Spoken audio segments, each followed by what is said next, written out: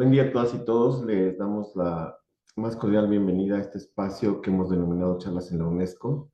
Y hoy tenemos el gusto de compartir la conversación con Ornella de Gasparín, Gasperín. Gasperín, perdóname, a quien le doy la bienvenida. Muchas gracias, Muchas Ornella, de gracias, estar Roberto. acá con nosotros.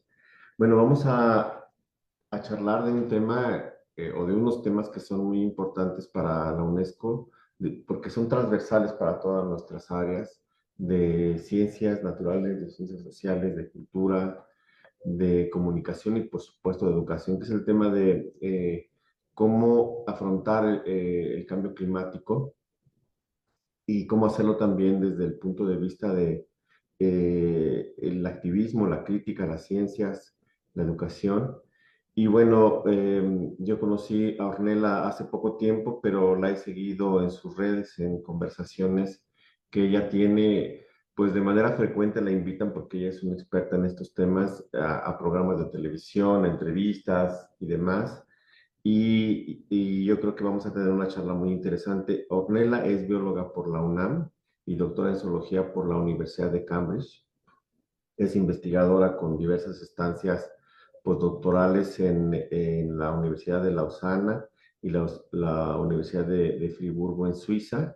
Y actualmente es investigadora titular A de tiempo completo en la red de ecoetología del NECOL, Instituto de Ecología, que está en Jalapa, ¿verdad? Jalapa, En Veracruz. Jalapa, Veracruz, y además es integrante del Laboratorio Nacional del CONACYT de Biología del Cambio Climático. Entonces, pues, muchas gracias nuevamente por estar acá, Muchas Ornella, gracias, por Roberto. darte ese tiempo.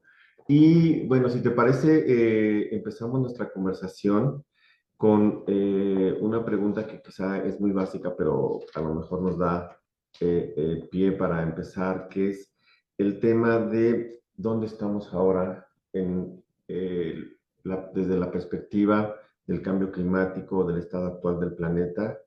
A veces en las conversaciones decimos las cosas como para no ser tan duros, pero yo creo que recién leí un libro que decía, bueno, hay que decirnos bien, claro, claramente lo que está pasando, porque si no lo decimos así, entonces no dimensionamos lo que ocurre. Entonces la pregunta que quiero hacerte es, eh, ¿de qué dimensiones estamos hablando en este momento de la emergencia climática? ¿Y cuáles son esos puntos de quiebre en los que ahora se encuentra el planeta? Muchas gracias. Creo que la respuesta más rápida y fácil es: estamos en estado de emergencia total. Estamos en estado de emergencia planetaria. Los científicos y las científicas estamos realmente aterrorizados por la situación en la que estamos. Para explicar por qué, tenemos que entender lo que son un concepto que ya usaste, que es el punto de quiebre o punto de inflexión. Hay muchos sistemas y, de hecho, si me permites, puedo presentar unas diapositivas para ejemplificarlo. Pero nuestro planeta tiene varios sistemas que rigen la estabilidad, la capacidad del planeta de mantener estabilidad climática, pluvial. Hay menos.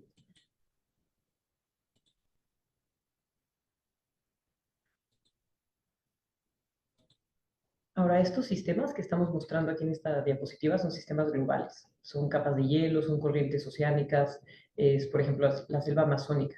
Todos estos sistemas tienen más de un estado estable. El estado estable en el que queremos que esté, que es donde nos permite a nuestras sociedades estar, digamos, en estabilidad. Y entre más estamos calentando el planeta, entre más contaminamos, entre más deforestación, más estamos empujando todos estos sistemas hasta un umbral crítico.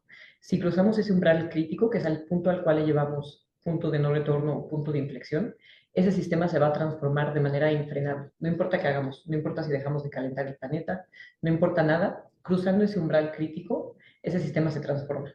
Podemos pensar, por ejemplo, en las capas de hielo. Con suficiente derretimiento, el aire va a ser mucho más caliente alrededor del poco hielo que queda y eventualmente ese derretimiento es infrenable. Entonces, por ejemplo, si cruzamos el punto de inflexión de la capa de hielo de Groenlandia, eventualmente esa capa se va a derretir y subiría a los niveles del mar 7 metros. La capa de hielo de la Antártida subiría a otros 3 metros. Entonces, en conjunto, esas dos capas de hielo subirían los niveles del mar unos 10 metros. Ahora, para enseñarles un poquito. Esto es algo que nosotros sabemos en las ciencias desde hace años. Este artículo, que se publicó en la revista más prestigiosa de ciencia en el año 1987, tiene una conclusión muy fuerte que es los puntos de inflexión son básicamente jugar a la ruleta rusa con el clima y no sabemos qué hay en la bala. Ahora, parte de la razón por la cual nos preocupa mucho es porque estos sistemas están conectados entre sí. Entonces, entre más se está derritiendo la capa de hielo de Groenlandia, más se está frenando una corriente circulatoria que se llama el AMOC.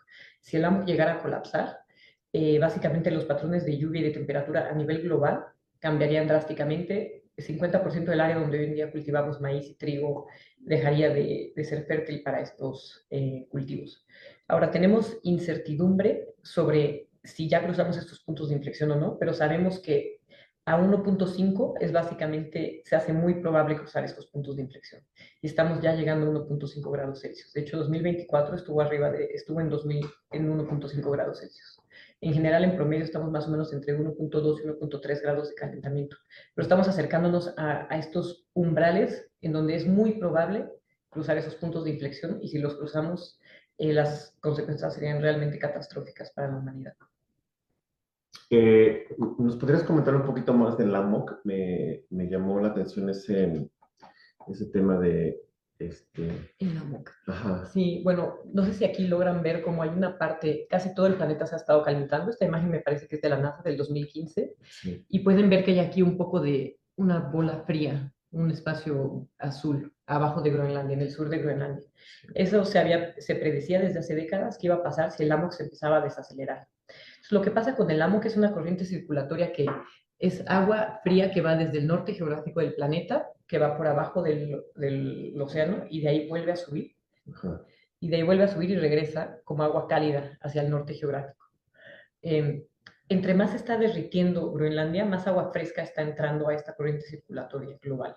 Y entre más agua fresca hay, más difícil es que se hunda, entonces está desacelerando. Ahora, lo que puede pasar es que con suficiente agua fresca, con suficiente desaceleración, digamos, del AMOC, eventualmente solito se va a frenar a un punto tal que deje de circular. Entonces, esta gráfica la tomé de un reporte que se llama Global Tipping Points, es un reporte de 500 páginas firmado por 200 científicos y científicas. Y estas serían unas de las consecuencias si colapsa el AMOC.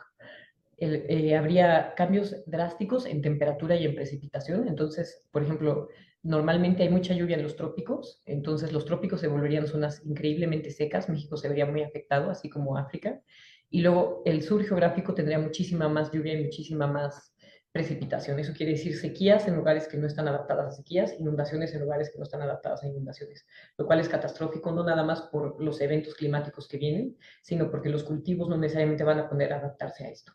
Estamos hablando de hambrunas, de inundaciones, de sequías. Por otro lado, el norte de Europa probablemente ya no sería un lugar donde la gente podría vivir, porque la temperatura sería muchísimo más baja y unos 10 grados menos, ¿no? Entonces, lugares como Escocia, toda la gente que está ahí, o Noruega, probablemente tendrían que moverse porque ya no tienen la infraestructura para esos cambios tan drásticos de temperatura. Entonces, realmente la idea de que colapse el AMOC a mí es de las cosas que más miedo me dan, aparte es uno de estos sistemas que son más o menos de rápida reacción. Las capas de hielo se pueden derretir a través de cientos de años o inclusive miles de años, solamente estamos en una situación donde podemos comprometer a toda la humanidad de todo el planeta a esos cambios, porque una vez cruzados esos puntos de inflexión, ese cambio ya no se puede frenar. Entonces tenemos esta responsabilidad en este momento de no cruzar esos puntos de inflexión. Si cruzamos el del AMOC, es algo que lo veríamos este siglo. Y los científicos que lo estudian hacen analogías diciendo, bueno, si yo te digo que tenemos 20% de probabilidad de colapsar el AMOC, que es lo mismo si te digo, este avión tiene 20% de probabilidad de que se caiga. ¿Te quieres subir a ese avión? No, nadie se quiere subir a ese avión, ¿no? Y el mundo nos está impulsando a ese tipo de eventos catastróficos infrenables.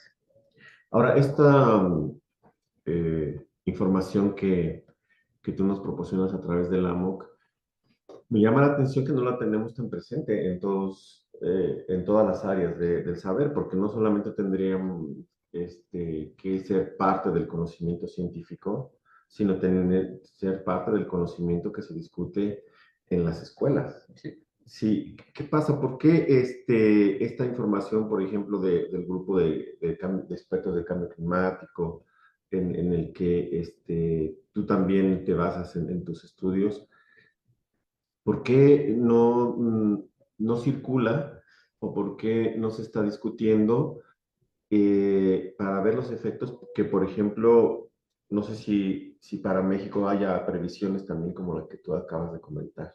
Sí.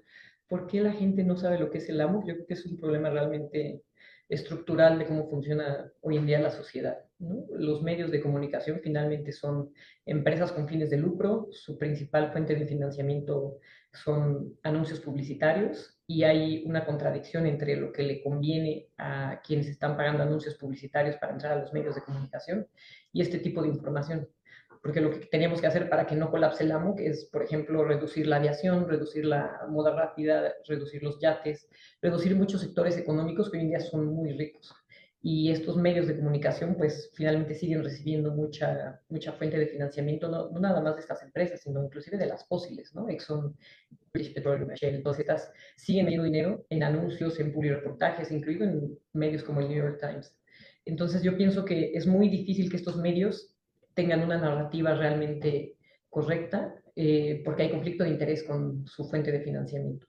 Y por otro lado, creo que en la academia hemos llegado a un proceso de mucha especialización donde no necesariamente estamos como comunicándonos suficiente entre áreas. Entonces yo no pienso que necesariamente toda la academia sepa lo que es el AMOC, aunque inclusive Claro. estudien cambio climático. Ujú. Y creo que necesitamos hacer muchísimos vínculos, no nada más dentro de academia para informar estos temas, sino también con escuelas, con sociedad, porque yo pienso que todo el mundo debería saber lo que es el AMOC, porque si el AMOC colapsa, nos afecta absolutamente a todos los seres humanos habidos y por haber. Y de manera irreversible, Y como de manera acabas. irreversible en términos humanos. Sí, En miles de años podría volver a circular, porque sabemos por el registro paleoclimático que todos estos sistemas han estado como entrando y saliendo de estos estados estables. Pero en términos humanos, bueno, si en 10.000 años el AMOC vuelve a circular, pues no, para nuestras escalas, digamos, es irreversible. claro. Ahora, te escuché en una conferencia y eso me gustó mucho, la vinculación que haces y que lo acabas de hacer ahora entre esta crisis y los temas económicos que imperan en el planeta, ¿no? Y ahí te quiero preguntar acerca de justo las causas de todo esto, porque ahorita vimos las consecuencias, o estamos viendo las consecuencias, pero las causas tienen que ver también, lo decías, con un modelo económico que no termina este, de crecer, que no termina de buscar fuentes de enriquecimiento. Eh, y en una conversación que pude escuchar contigo, hablabas de que esta crisis también es una injusticia social. Me gustaría que nos hablaras un poco de esa relación entre crisis ecológica e injusticia social, para ver cómo se vinculan estos temas, ¿no? Lo ecológico, lo social, lo económico. Sí, muchas gracias. Bueno, primero las consecuencias. Yo estoy hablando del amo como un impacto potencial y futuro que queremos prevenir, que estamos haciendo todo lo posible para que no ocurra. Algunas personas que estamos enteradas. Sin embargo, la crisis climática ya está impactando de manera terrible a muchísimas personas y es importante recalcar ese sufrimiento que es totalmente injusto y necesario, ¿no? Se estima que hay más o menos 30 millones de personas que migran por año por la crisis climática. Las personas más impactadas son mujeres y niños, sobre todo personas en situación de pobreza. Ahora, si consideramos qué países han causado esta crisis, hay muchas maneras de medir emisiones, ¿no? Y probablemente has escuchado que China es un problema, ¿no? Pero en realidad, si controlamos por el número de habitantes de un país, porque no deberías poder contaminar más porque vivas en Mónaco, ¿no? Si controlas por el número de habitantes, por emisiones históricas, porque no empezamos a contaminar ayer, y si las emisiones son por consumo o por producción, esto es decir, no le vamos a echar la culpa a la gente que trabaja en una minera de la contaminación de esa minera, sino quien consume el producto, el 92% de las emisiones vienen de lo que se llama norte global, que es básicamente Estados Unidos y Europa y Australia. Se está como este centro económico. Y en contraste muy drástico, el 98% de las muertes actuales ocurren en los países más pobres del mundo, que no han causado esta crisis, ¿no? En Centroamérica, en África. en lo que llamamos el sur global. Ahora, los impactos son realmente terribles. Si tú entras a leer el IPCC y haces una búsqueda, que es un reporte de 10.000 páginas, porque son 3 grupos de trabajo, 3 subreportes, y buscas en impactos nada más la palabra niños, tú vas a ver que aumenta la violencia sexual hacia niñas, aumentan los matrimonios forzados. Los impactos son realmente horribles en términos sociales. Entonces, está siendo ocasionado por un sistema económico impuesto por básicamente países como Estados Unidos, imperialistas, y también a nivel individuo es muy, muy impresionante la desigualdad que existe aquí. Una persona multimillonaria contamina en hora y media lo que una persona promedio en toda su vida. Una hora de vuelo privado contamina más que una de cada 2 personas en el mundo en todo un año. Carlos Slim, y por sus estilos de vida, por sus inversiones, no, ni siquiera por sus empresas, contamina en un año lo que contamina el país de Haití 2 veces. Entonces, realmente es un nivel de injusticia que es muy difícil dimensionar. O sea, hay un sector del planeta y personas en específico que están contaminando más que otros A y están niveles, causando eso una injusticia social tremenda, ¿no? exacto, y a niveles impresionantes. O sea, hora y media de un multimillonario es lo que una persona en toda su vida.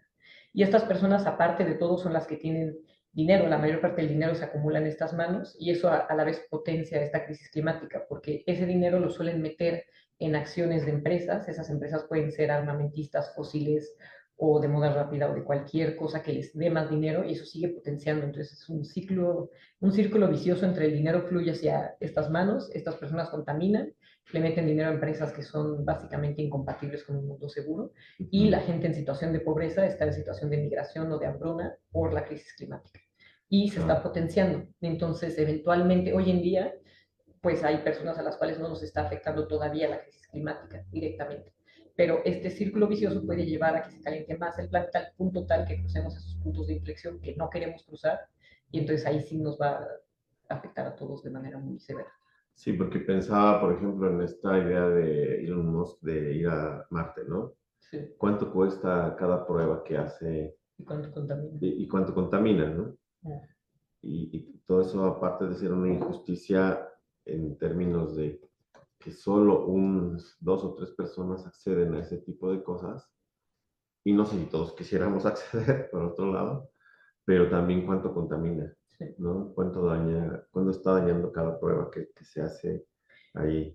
Y cómo no hay democracia, cómo no podemos decidir si queremos que Elon Musk pueda ir al espacio de manera privada o 10 pesos. Ujú. Sí, y bueno, y además de esos casos, digamos, que son como muy visibles, muy emblemáticos, hay otras formas de contaminación y de contribución a esta emergencia y que tienen que ver con nuestras prácticas cotidianas, ¿no? Eh, yo me acuerdo que ponías un ejemplo en el tema de la moda, Sí. que es también una fuente de contaminación y de depredación e injusticia. No sé si quieras hablarnos un poquito de casos como ese. Sí, y no diría que es necesariamente nuestra práctica cotidiana, aunque puede ser así, pero sí pienso que tenemos que darnos cuenta que el mundo está hecho para que no veamos los costos ecológicos y sociales, que son básicamente de la mano, de los Sí. productos que la publicidad nos hace querer tener, ¿no? Entonces nos esconden realmente los costos ecológicos y sociales. Ahora, la industria textil se estima que contamina con el 10% de las emisiones globales. Es una industria muy contaminante. La mayor parte se va para ropa. La ropa, desde que se globalizó la economía, se maquila en lugares como Bangladesh, India, Pakistán, ¿no? La mayor parte de la gente no tiene un salario digno, creo que solamente el 2% de las personas empleadas por la industria textil tiene un Ujú. salario que les permite tener una vida digna. Ahora, cada vez se está produciendo más ropa, se aumentó creo que en 2 décadas, 50% la producción de ropa, si no me equivoco. Lo que estoy segura es que el 85% de los textiles que se producen acaban quemados o en la basura. En la Unión Europea solo el 1% de la ropa se recicla como ropa y el 40% de la ropa no se usa, ¿no? Y entonces la pregunta clave es, bueno, esta industria está contaminando con el 10% de las emisiones, no le da una vida digna a la gente empleada por ella, el 85% de la ropa se está quemando o acaba en el desierto de Atacama. Y la pregunta núcleo para mí es, ¿en qué momento vamos a tener suficiente ropa en este mundo? Claro. Y la respuesta es nunca, porque los dogmas económicos actuales no están proyectando fin a todo sector económico que contribuya a lo que llamamos crecimiento económico, crecimiento del PIB. No importa si esa industria nos sirve o la necesitamos o no. Pudimos dejar de haber producido ropa hace décadas porque ya no la necesitamos, está quemándose o en basura. Pero no podemos, o sea, simplemente tenemos dogmas económicos que son incompatibles con un mundo seguro y eso es la parte más importante, ver esta crisis desde una perspectiva un poquito más pues global y multidisciplinaria, no nada más pensar en paneles solares y energía renovable, que sí la necesitamos, pero no para producir más ropa que ya no necesitamos. Claro, fíjate que cuando te escuché, yo iba al centro comercial y me daba cuenta que la mayoría de las tiendas de los centros comerciales es de ropa. Uh -huh.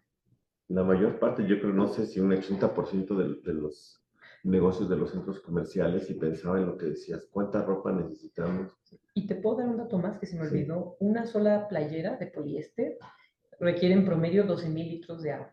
Eso es lo que una persona bebe en 10 años. Entonces te están diciendo, cierra el grifo, báñate en poco tiempo y luego dices, bueno, es que una playera consume mucha más agua, sí, necesita mucha más agua para su producción que nada, ¿no? Y ese es el tipo de pues, mensajes que no estamos viendo en la sociedad. Estamos viendo recicla, que finalmente el reciclaje son campañas publicitarias de empresas que empezaron desde Exxon en los 70s, por más que sabían que el reciclaje no era una solución.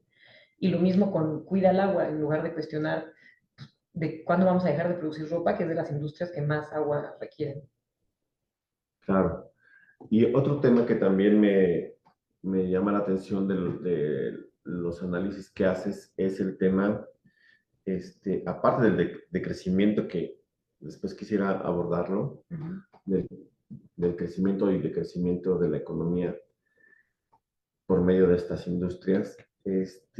Un tema que me pareció muy importante es la vinculación de el tema ambiental con el tema de la guerra Sí.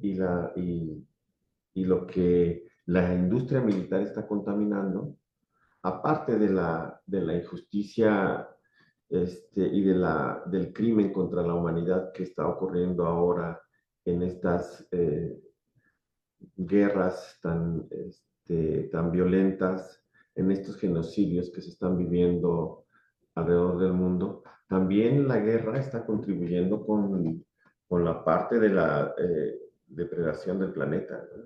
Sí, es no nada más porque en sí misma no debería existir toda la industria militar, pero la contaminación que se está generando, por ejemplo, por el genocidio en Gaza, es algo realmente impresionante, ¿no? Nada más se han destruido, por lo menos hasta enero, el estimado era 70% de la infraestructura. No sé, porque como sigue y sigue, pues ese número sigue creciendo, ¿no? Pero 70% incluidas 240,000 viviendas. Solo reconstruir 100,000 viviendas con métodos convencionales contaminaría más que 130 países. Entonces, no podemos hablar de una agenda ambiental siempre y cuando existan genocidios, es una irracionalidad. Y la razón por la cual reconstruir contaminaría tanto es porque el cemento es de las industrias más contaminantes que hay. Entonces, estar en este estado de emergencia donde tenemos ya mucho miedo de estar al borde de cruzar esos puntos de inflexión, de nuevo, como no pasa nada muy emblemático en el momento en que cruzas un punto de inflexión, no te das cuenta. Entonces, tenemos un estimado de a qué temperatura se cruzan con cierto grado de incertidumbre, pero queremos alejarnos de esos números, ¿no? Y tener ese pánico, esa situación en donde podemos cruzar puntos de inflexión como el de la mientras se está destruyendo, no nada más se está intentando destruir a todo el pueblo gazatí, sino toda esa infraestructura es realmente, es aberrante.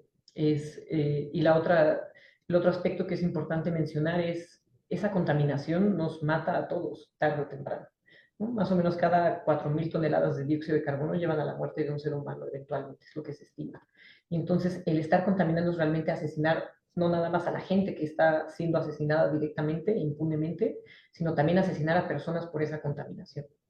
Y es la cantidad de escombros que están quedando en Gaza, hay muchísimo asbesto, está generando o va a generar muchísimo cáncer, muchísimas enfermedades. Es realmente terrible, inclusive que se han dado dos conferencias de las partes, que son reuniones donde en teoría se habla de cómo se va a frenar la crisis climática, no sirven de nada, está llena de representantes de la industria fósil y se están dando al mismo tiempo que hay un genocidio. Es totalmente absurdo que le pidan a países que contaminan mucho menos que un genocidio que vayan a estas conferencias. Hoy en día se está deforestando el Amazonas para hacer la sede de la conferencia de las partes número 30. Es irracional. y realmente ningún país puede decir que tiene agenda ambiental si no ha roto relaciones diplomáticas con el Estado de Israel. Claro, y ahí recuerdo algo que, o no sé si lo dijiste o yo lo pensé, pero trabajar por detener la guerra es trabajar por el planeta. Es Por- trabajar por todo. Si te sí, importan los derechos de las mujeres, si te importan los claro, derechos de los niños, si te importan los derechos de los animales, pues finalmente todo eso está conectado. O sea, tenemos una sola atmósfera. Las emisiones de un lugar nos van a afectar. Es como sí, si tu vecino está quemando plástico, eso te puede generar cáncer a ti. Es básicamente así, de una escala un poco más grande, pero estamos todos en ese mismo planeta con esa misma atmósfera. claro. Y sí, leía un artículo donde decía que toda la región de Gaza, pues es que es inhabitable, porque, o sea, hay tal contaminación por las bombas que regresas y ¿a qué regresas? ¿Cómo, Y cómo siembras? ¿Cómo, cómo habitas? Y eso explícitamente el ejército de Israel destrozó los cultivos, ¿no? Arrancó en menos de 3 meses el 70% de los cultivos que tenía Gaza. Gaza tenía de los porcentajes más altos de paneles solares en el mundo. Destrozó toda esa infraestructura que sí necesitamos por la crisis climática y todos esos paneles tienen minerales como plomo. Todos esos minerales están en el agua, en la tierra gazatín. Entonces están entrando a los cuerpos de los niños que están sobreviviendo, de las mujeres embarazadas. Es realmente una atrocidad en escalas que es muy difícil dimensionar. Claro. Y como lo mencionas, o sea, el tema climático sí es un problema, pero está asociado a otros problemas, ¿no? Es un síntoma para mí, un Ajá, síntoma más, porque finalmente el problema núcleo es el sistema económico que solo está buscando acumular cada vez más capital en pocas manos. Para eso tienes que abaratar tanto la mano de obra humana como la naturaleza, generas más riqueza y pues un síntoma de eso es la crisis climática. Estamos contaminando mucho más de lo que es seguro para toda la humanidad. ahora, quisiera tocar el tema del sistema económico y su posible modificación o no sé cómo, o transformación. Una de esas vías es el decrecimiento, tú lo has señalado. ¿Qué significa eso? Que debemos de pensar en otra forma de vida donde no solamente crecer y crecer económicamente sea la finalidad de nuestros pueblos, nuestros sistemas educativos, financieros, etcétera. ¿Es posible pensar en el decrecimiento? Sí, pero es importante especificar a qué nos referimos con decrecimiento, porque a mí no me gusta esa palabra, porque Sí, todo el mundo piensa que yo voy a tener menos, yo no voy a tener acceso a ciertas cosas, ¿no? Y entonces creo que puede generar una reacción negativa. La idea del decrecimiento es muy sencilla, es básicamente extender el concepto de democracia a los sistemas de producción. Es muy sencilla en realidad. Es democráticamente decidir qué cosas necesitamos en la sociedad y qué cosas no. Entonces, por un lado, es alejarnos de medidas absurdas como el Producto Interno Bruto. Creo que basta pensar que una sociedad que está gastando en insulina tiene mayor Producto Interno Bruto o mayor crecimiento económico que una que está sana y que solo sale a correr. Por definición, no está midiendo bienestar humano y está excluyendo, de hecho, las actividades típicamente femeninas, ¿no? Que son muy importantes, o sin las cuales no habría sociedad, ¿no? Si no tenemos mujeres que amamanten, cuidado, por ejemplo, de gente mayor, eso no necesariamente está reflejado en ese numerito del Producto Interno Bruto.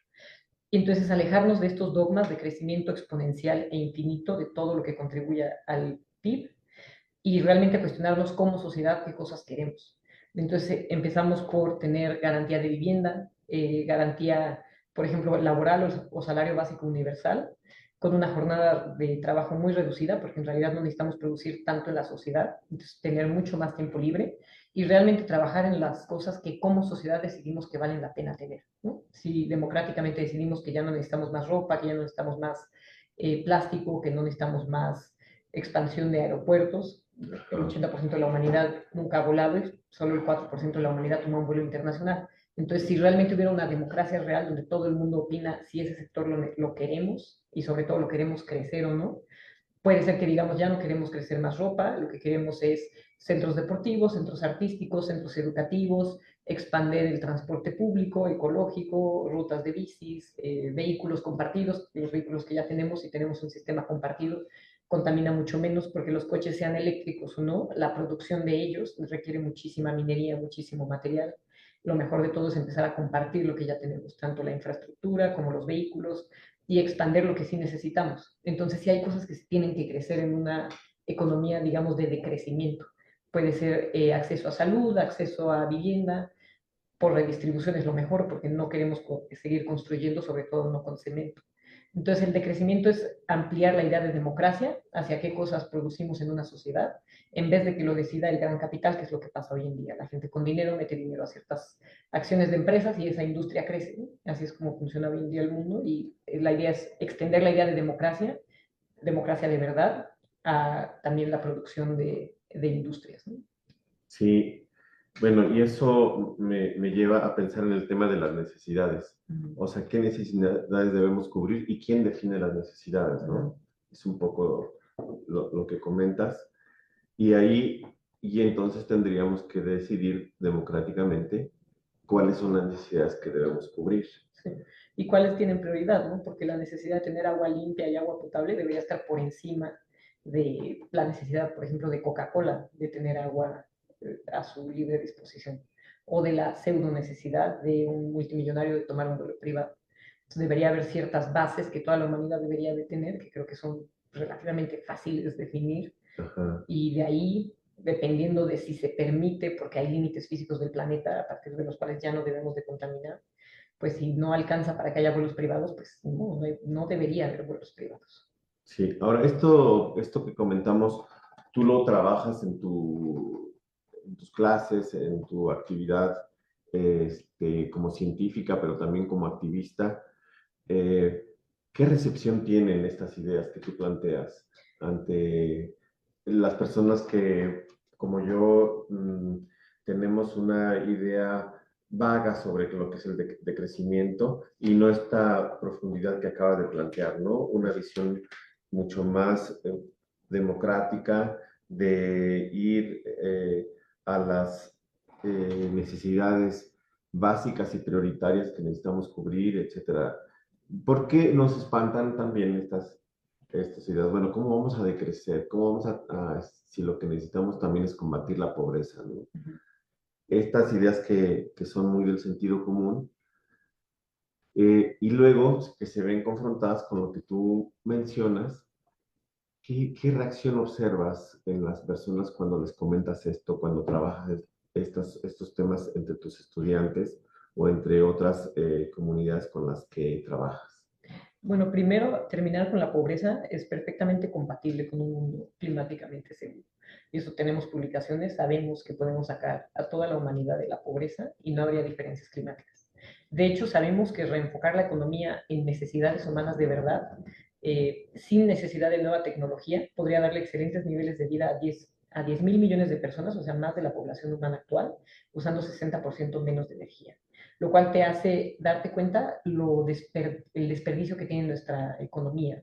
Si Sí, vemos, bueno, la industria textil, 10% de las emisiones, solo mover comida entre países en lugar de que hagamos cultivos locales y eso es lo que consumamos, 6% de emisiones.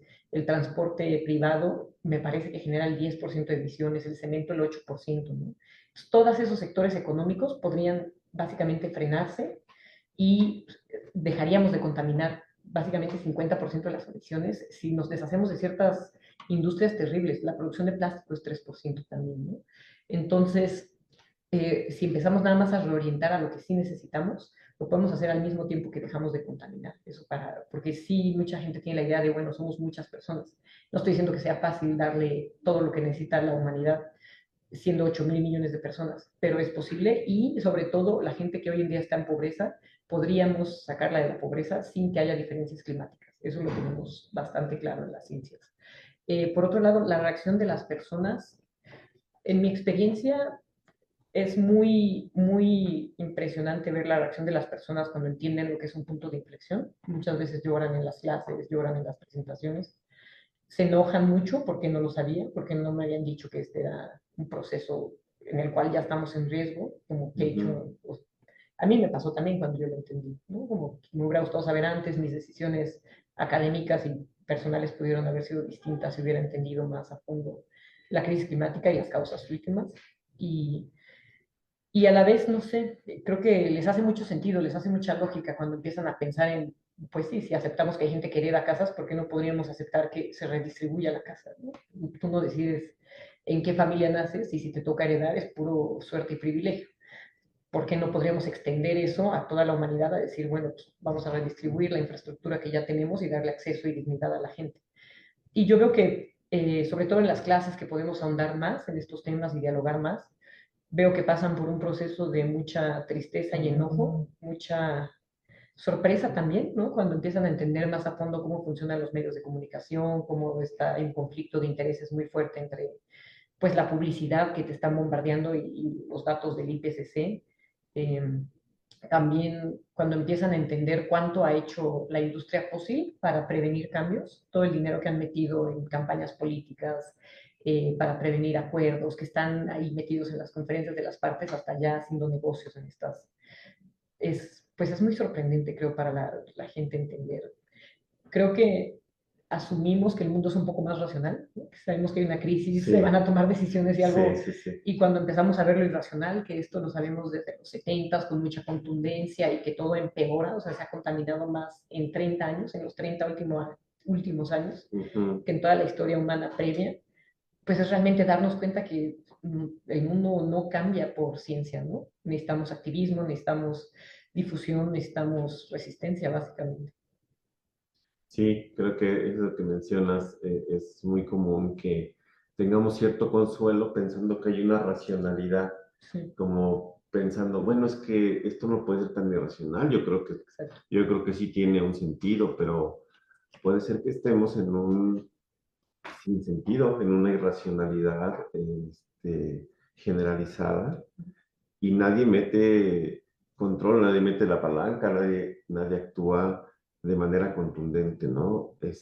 Y los mecanismos que tiene el mundo o los que se había generado desde hace 80 años con el nacimiento de las Naciones Unidas, pues estamos viendo que son insuficientes, ¿no? Estamos, digamos, trabajando sobre ello en la UNESCO, pero también, y otras agencias, pero desde luego tampoco ignoramos que eso es insuficiente y el drama que tenemos es que no solamente no hemos hecho lo necesario para parar estos temas como las guerras y demás, sino que se han incrementado. Se han incrementado las violencias, se han incrementado los gastos innecesarios. Por ejemplo, para cumplir con las metas educativas de aquí al año 2030, se necesitan 100 mil millones de dólares cada año. Es decir, que tendríamos que, o el mundo tendría que invertir más o menos 500 mil millones de dólares. Pero cada año la industria militar gasta 2 billones y medio. O sea, con lo que gasta la industria militar se podrían cumplir todas las metas educativas del planeta, pero eso no está ocurriendo. Entonces, nos damos cuenta que sí hay una irracionalidad en cómo está funcionando el planeta y entonces aparece este tema de qué hacer, ¿no? Cómo resistir y cómo afrontar este desafío para la humanidad. Y eso es un poco lo que quería también abordar contigo, el tema del activismo, cómo promover un activismo de resistencia, de acción que sea eficiente, que desde nuestros centros de investigación, desde nuestras escuelas, con las juventudes, etcétera, y con las comunidades, podamos ciudadanizar esta información y orientar hacia una visión mucho más de transformación, ¿no? Claro, decías al principio, pues uno se impacta y se enoja y todo. Bueno, está bien esa indignación. ¿Qué vamos a hacer? ¿Cómo te ha ido en ese sentido de promover un activismo, un trabajo de resistencia ante esta situación que vivimos? Mira, la respuesta más honesta de cómo hacer un activismo eficiente es, no sé, es, yo me informé por mi parte todas estas cosas y de ahí estoy básicamente, pues, experimentando cómo informar, qué campañas, a quién informar. Y la respuesta más honesta es no sé qué es lo que podría hacer un activismo exitoso. Lo que sí sé es que no hacer nada es lo peor que podemos hacer, ¿no? Porque le estás dando el gane al mundo, al sistema económico. Entonces, en el momento en que no hacemos nada, en que decimos este problema es enorme y para qué, me preocupo, me afecta tanto que ya ni quiero saber, pues básicamente estamos llevando a que sea más probable que se crucen esos puntos de inflexión. Entonces, lo único que sí sé es que hay que hacer.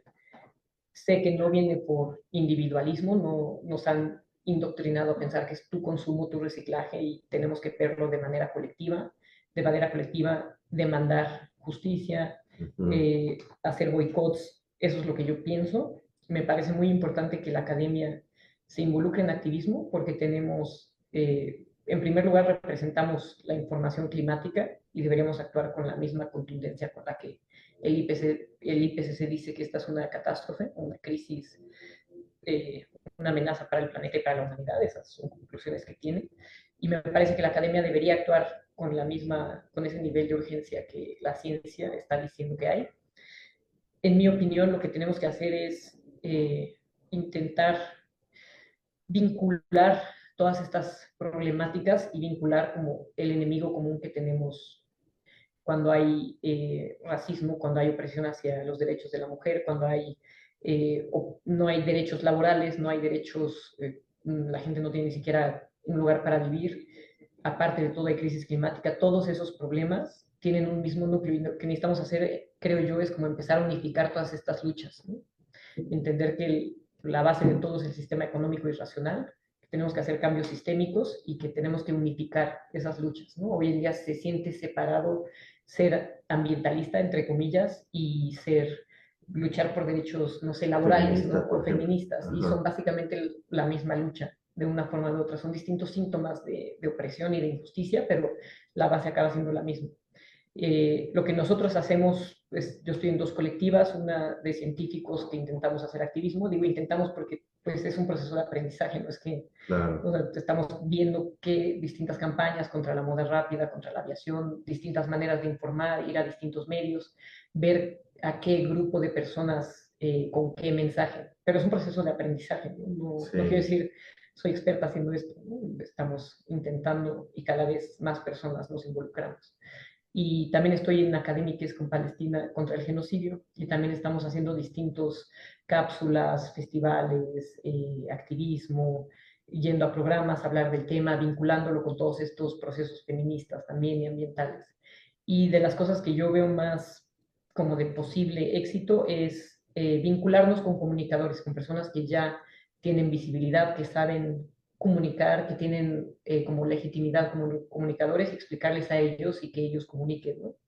Entonces estamos tratando de establecer vínculos con como gente que está en TikTok o en Instagram, joven, que puede informar a gente joven, y a la vez también informar en academia, porque sí pienso que no hay tanta gente que sepa lo que es el AMOC, por ejemplo. Sí. Y ¿cómo ves la reacción de tus estudiantes, por ejemplo, de las juventudes de hoy, respecto a estos temas? Una preocupación que creo que te la comenté un día que te escuché es que estos mensajes puedan paralizar, ¿no? Mm, O desanimar, decir, bueno, si es tan difícil, pues ya, ¿para mm, qué hacer más? ujú, ¿Cómo, hacer que estos mensajes movilicen y no paralicen? sí, Aunque coincido contigo en el tema del aprendizaje, porque no hay recetas. Para esto no hay recetas desde Gandhi, aunque tú leas a Martin Luther King, etcétera, pero no hay recetas para el activismo y sobre todo el activismo en nuestras escuelas, ujú. en nuestro sistema educativo. Tenemos 35 millones de estudiantes. ¿Cómo hacer que estos mensajes no paralicen, no desmoralicen y digan, bueno, ya vimos que está muy complejo, pero sí vamos a hacer algo? Yo, bueno, creo que el mismo mensaje puede paralizar a alguien y energetizar a alguien, ¿no? Pues es muy distinto cómo distintas personas reaccionan al mismo mensaje. Sí, Yo pienso que como científica tengo que dar los datos como los veo, que sí, son devastadores, pero son reales y esa es mi profesión, ver las cosas como son y no como me gustaría que fueran. Eh, Pienso que mucho de la juventud está en una situación de mucho estrés, de mucha ansiedad, perfectamente entendible, están viendo un genocidio en tiempo real, están viendo el colapso del clima y están viendo que no pasa nada, que no se frena, que lo sabemos hace décadas. Entonces creo que también les da un poquito de, como de razón, entienden. Básicamente estoy diciendo, tienes razón de estar sintiéndote como te sientes y me disculpo porque no lo frenamos antes los adultos, que es a quienes yo creo que deberíamos ser activistas, entre más grandes y entre más como legitimidad científica, más deberíamos estar haciendo activismo más que la juventud, ¿no? Es cambiarle Claro. los hombros a gente que ni tiene la capacidad económica y no ha causado esta crisis. Yo he visto también reacciones muy, muy bonitas. Di una charla en ingeniería ambiental y una estudiante me dijo, se puso a llorar y me dijo, es que yo quería estudiar ingeniería ambiental por aspectos sociales y en toda mi carrera nadie me habló de algo social, solo, ¿no? Y otra me dijo, es que nos están enseñando a que las empresas se laven las manos con alguna tecnología que no sirve de nada, ¿no? Y ellas reorganizaron esa charla, invitaron con memes. Y entonces también veo que hay personas que como que entienden esto y no les habían dado las palabras para decir y entonces reaccionan con mucho, pues como agradecimiento y se ponen a hacer cosas, digamos, ¿no? Entonces sí hay gente que se energetiza. Y la otra cosa que yo les digo también mucho a los estudiantes es, pues los datos están así, tampoco te preocupes tanto por tus calificaciones, la verdad, ¿no? También pues, pasa tiempo jugando fútbol, pasa tiempo con tus amigos, platica, porque finalmente cualquier idea que pueda ayudar a esta crisis va a salir de espacios de convivencia, de imaginación, de colectividad, ¿no? Entonces, hasta decirles, bueno, enfócate en estar con tus amigos, en pensar en cualquier cosa, es más activismo ambiental que reciclar, en mi opinión.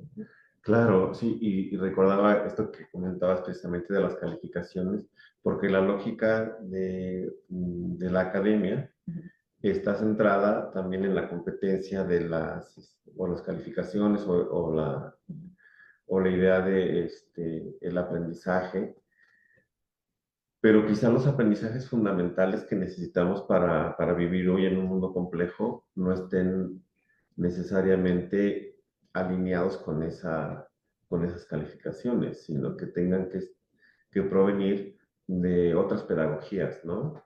Y otras formas de construir vínculos educativos entre estudiantes, entre ellos, y a lo mejor entre estudiantes y docentes, mucho más de agruparse, de convivir, de discutir, etcétera, que solamente abocados al tema de pasar la materia y todo eso, ¿no?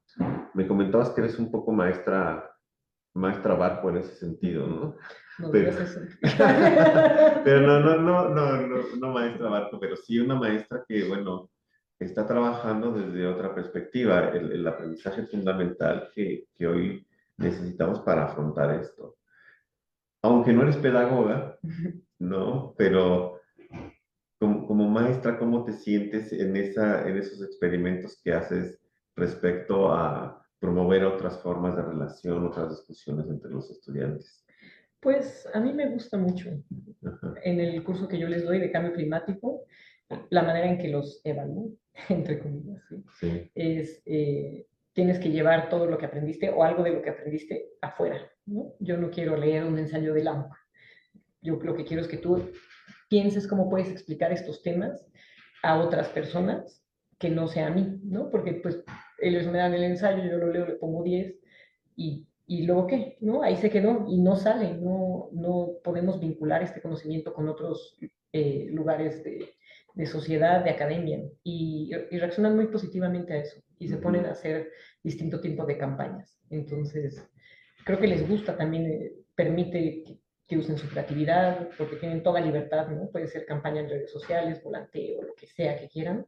Ir a escuelas y hablar o ir a un parque y hablar me parece en sí mismo mejor que yo leer el ensayo de la. Y también yo como científica estoy tratando de vincularme de otras maneras, ¿no? Entonces, por ejemplo, tengo una colaboración con la especialidad de cartel político de la UB y ellos están haciendo de la carteles Universidad Veracruzana. de la Universidad Veracruzana, que de hecho la Sí. exposición está ahorita en Jalapa, en la Casa del Lago, y lo que hicieron fueron carteles donde con una imagen se ejemplifica una idea de cambio climático, de la economía. Tal vez podemos mostrar Sí, rápidamente el de la moda rápida o el de... No está compartiendo ahorita, ¿verdad? no, acá le tienes que poner en el... Sí, podemos, Ajá, solo tal vez uno, por ejemplo, sí. este, ¿no? Entonces, esta es como una manera de ejemplificar, es ahí compartir el verbo. Ujú, Los dogmas económicos, ¿no? Es siempre buscar dinero.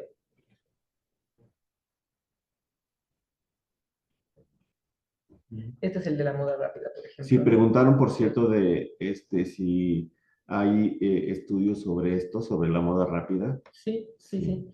Me ajá, pueden contactar directamente y yo les mando tanto publicaciones científicas como artículos de difusión. sí, Entonces, bueno, hicieron más o menos 30 carteles políticos con estas ideas, que es una manera también de, pues distinta de informar, ¿no? Puede llamar más la atención. Pues son, como dije, pues experimentos de difusión. No sabemos a quién. Y a mí lo que me mantiene esperanzada es que no necesitas, los sociales no son lineales, ¿no? También son exponenciales. El evento del 2019 fueron 6 mujeres que tuvieron la idea de una canción y eso despegó en un evento internacional. Entonces, pues no sabes en qué momento vas a informar a alguien que va a tener una idea muy, muy revolucionaria, digamos, en cómo informar o en qué hacer. sí. ¿Y tienes alguna visión acerca de cómo podría ser un mundo distinto, una, una nueva utopía? Entiendo que obviamente esto se construye, Ujú, hay muchas cosas que son impredecibles, muchas que ocurren, como acabas de decir, como el movimiento de las chicas chilenas, ¿no? ujú. Este, pero también creo que necesitamos visiones amplias de cómo tendría que ser el planeta, el mundo, nuestras relaciones entre países, nuestras relaciones comunitarias, etcétera. ¿Cómo te imaginas un mundo distinto? Bueno, creo que entre países se debería básicamente desmantelar el Fondo Monetario Internacional y el Banco Mundial, que son instituciones que mantienen una opresión económica a través de deudas ilegítimas e impagables porque tienen intereses exponenciales, eh, que hace que el dinero fluya básicamente de los países más pobres del mundo a los países más ricos del mundo. Entonces, limita que las personas que viven en esos países puedan tener acceso a lo más elemental como alimento y vivienda, ¿no? Sí, Entonces, a nivel global, y hay colectivas internacionales que se enfocan en esos temas, ¿no? Hay una que se llama Deuda por Clima, que es informar todo lo ilegítimo que son esas deudas, las consecuencias y en realidad los números, ¿no? Porque por cada dólar que va de lo que llamamos el norte global, sí, hacia el sur global. Por cada dólar van 24 dólares que van del sur al norte, ¿no? Entonces, en realidad, los países pobres son los que están desarrollando a los países ricos. Entonces, tendrán programas para lavarse la cara, como era USAID, pero la realidad es que el dinero fluye de los países pobres a los países ricos. Entonces, fluye el dinero, fluyen los recursos, casi todo lo que se extrae y se maquila se acaba consumiendo en estos países ricos y luego vuelven a mandarnos la contaminación, ¿no? Nos mandan, bueno, las emisiones afectan hoy en día principalmente las zonas más pobres como Centroamérica y África. Y también mandan el plástico, mandan los textiles, mandan todos los desechos industriales o, por ejemplo, toda la tecnología, ¿no? sí, A lugares y básicamente, bueno, te puedes imaginar en qué situación vive la gente que está rodeada de ese tipo de basura tóxica. A nivel más local, lo que yo me puedo imaginar como una utopía es algo que le llamamos asambleas ciudadanas, que es tener participación social en la toma de decisiones de manera real, ¿no? Por ejemplo, sí. aleatoriamente tomar a 100 personas de una delegación y decir qué necesitas en tu delegación. Eso se ha hecho en algunos lugares. Hubo un caso en Brasil y a la gente le gustó tanto ese ejercicio que pidieron que les subieran los impuestos porque no les alcanzó para todos los proyectos que querían, ¿no? Entonces dijeron, bueno, queremos un tranvía aquí, queremos un centro deportivo público acá, y no les alcanzó, entonces dijeron, no, pues ahora suban los más impuestos. Mm, Entonces, un proceso donde democráticamente, de verdad, agarramos aleatoriamente a 100 personas, lo cual hace que no sea la gente hiperprivilegiada que esté dominando las decisiones, que es como pasa hoy en día, y esas personas puedan proponer ideas sobre sus comunidades, sobre cómo organizarse. Más general, yo sí pienso que debería haber una redistribución de infraestructura, hacer todo lo que hoy en día es privado, o mucho de lo que hoy en día es privado, hacerlo público, como los centros deportivos, los centros educativos. La vivienda creo que debería ser un derecho, todo el mundo debería tener un lugar donde vivir. y deberíamos enfocarnos en tener espacios de diálogo, de deporte, de ajedrez, de música y empezar a enfocarnos mucho en hacer cultivos locales, que ya no tengamos que transportarlos a ningún lado, hacer transporte público ecológico de verdad y Ujú. también pensar en movernos menos, en pasar más tiempo un poco más tranquilos, digamos, ¿no? Es como la Trabajar utopía que menos, yo... ¿no? Trabajar mucho menos, o sea, ¿cuál es el punto de trabajar, no? Bueno, pagas tus rentas y ya no tienes que pagar renta, ya no tienes que trabajar tanto. Y creo que la gente debería tener la libertad de no trabajarle a Nestlé o a Coca-Cola, ¿no? Finalmente, hoy en día, si es lo único que te da empleo, pues acabas trabajando en estas empresas, ¿no? Y a mí me parece una atrocidad tener que trabajar en una empresa como Nestlé. Entonces la gente debería, o los bancos corporativos, son de los enemigos de la humanidad. Me parecería que todo el mundo debería tener derecho a decir, pues estas empresas no representan mi ética y quiero una alternativa. ¿Por qué no puedo tener una alternativa? Claro.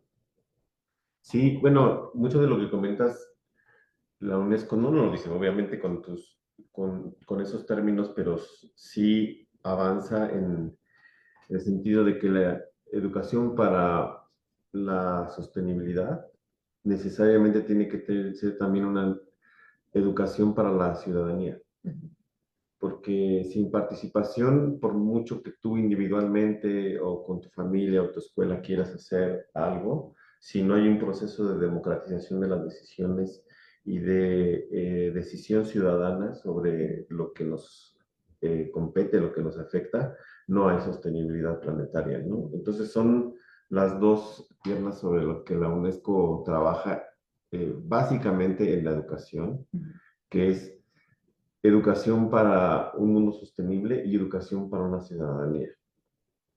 Pero bueno, tiene mucha complejidad, pero lo importante es encontrar voces como la tuya que están experimentando, que están haciendo cosas y aprender de eso, ¿no? Porque como bien dices, no hay recetas para lo efectivo. Pero quisiera, un poco para ir cerrando, preguntarte acerca de tu proceso personal. ¿Cómo es que llegas a vincular todos estos temas? Si tu formación es científica, ¿cómo te das cuenta de todos estos engranajes, estas vinculaciones entre los temas que hemos comentado? ¿Cómo llegas a esto? Pues creo que empecé a leer. Yo tenía una idea del cambio climático y pensaba que iba a haber una tecnología que nos iba a salvar, que creo que mucha gente probablemente tiene esa ilusión. Y de ahí empecé a ver lo irracional de estas tecnologías, ¿no? Entonces, la más famosa es una que en teoría captura dióxido de carbono y la inyectas a la tierra, ¿no? Creces muchos árboles, luego los cortas, los quemas y la chimenea los absorbe. Y resulta que necesitarías 2 veces el tamaño de la India de esas plantaciones para tener 50% de probabilidad de quedarte en 1.5. Y entonces es una solución tan irracional y tan absurda y tan colonial que me di cuenta que yo no entendía absolutamente nada del cambio climático, ¿no? Cuando empecé a darme cuenta que no entendía nada, me obsesioné con entender por qué no entendía, Sí, por qué no se ha solucionado si lo sabemos hace décadas, por qué no me lo enseñaron a mí, por qué los medios no lo cubren, por qué... Y entonces me puse a leer de muchos ángulos que, que me daban realmente como pánico de no entender en qué mundo vivo, no entendía en qué mundo vivía, ¿no? sí, No sé si has oído del CIADI, este convenio del Banco Mundial que permite que corporaciones demanden no, gobiernos, pero prohíbe que gobiernos demanden corporaciones. Entonces, México si sube el salario mínimo o tiene una reforma que le da prioridad a una comunidad del agua sobre una minera, es sujeto de demandas de estas corporaciones en el Banco Mundial. Pero si una empresa hace una atrocidad ecológica o social, México no lo puede demandar. Entonces, darme cuenta que existen ese tipo de como absurdidades en el mundo sí. y que yo no las entendía, me obsesioné más con entender, pues, por qué no entendía también, ¿no? Cómo está tan protegidas todas estas cosas, toda esta pues, ejército no sé, publicitarios en medios corporativos que te dicen todo el tiempo la eficiencia y te están vendiendo narrativas todo el tiempo. Y creo que me obsesioné mucho con entender más. Ajá. Muy bien. Bueno, pues no sé si te parezca bien que por ahora dejemos nuestra conversación. Quisiera pedirte si te parece bien que dieras un mensaje final. Nuestro público generalmente es de docentes, Uh -huh. de escuelas. pero también de gente que no está en la academia, pero que está interesado en los temas de la educación para la sostenibilidad, de educación para la ciudadanía, pero me gustaría que nos pudieras dejar pues un mensaje final para cerrar esta conversación. Pues creo que para mí los mensajes más importantes son que, o sea, la información del cambio climático, sus causas y sus consecuencias es devastadora, pero es real, que tenemos que no ignorarla, tenemos que verla y solamente si la vemos y dialogamos qué hacemos, podemos mantener una pequeña ventana de esperanza de que algo cambie. En el momento en que decimos este problema es muy grande, pues, estamos dándole básicamente el gane al sistema económico.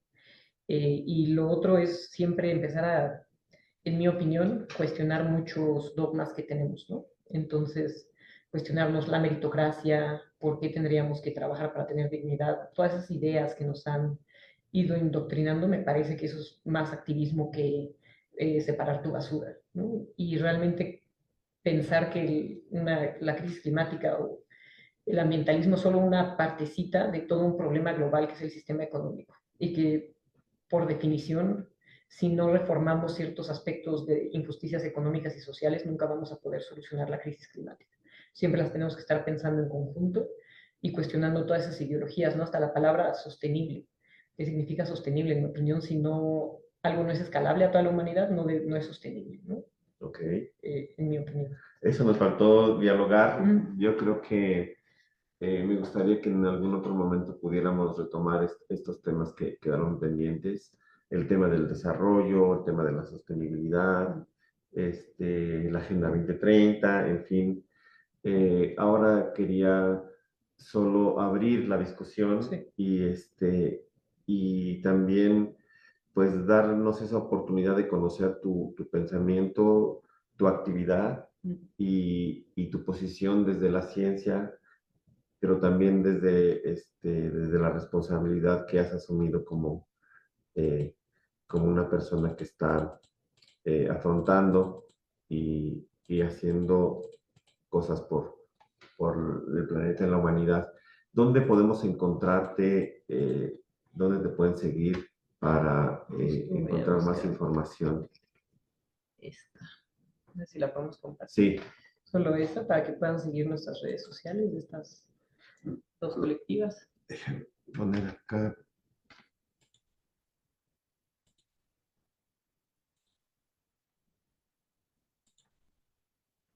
Entonces ahí pueden ver las redes sociales de las dos colectivas en las que yo colaboro. Ajá. Y bueno, a mí personalmente me pueden escribir, es ornella.gasperin@gmail.com. Sí, muy bien. Bueno, pues vamos a dejar unos segunditos aquí para que puedan ubicarte, pero si te buscan por tu nombre van a encontrar muchas charlas como yo las he visto ahora, las, muchas charlas en televisión, muchas entrevistas. Y bueno, pues no queda más que agradecerte, Ornella, que te hayas dado ese tiempo de conversar con nosotros.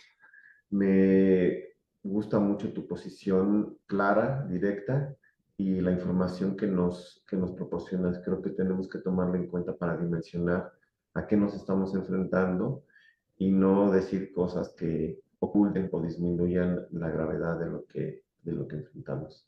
Así es que Gracias. muchas gracias por estar con nosotros. Muchas gracias. Gracias a todas las personas que nos acompañaron. Muy bien.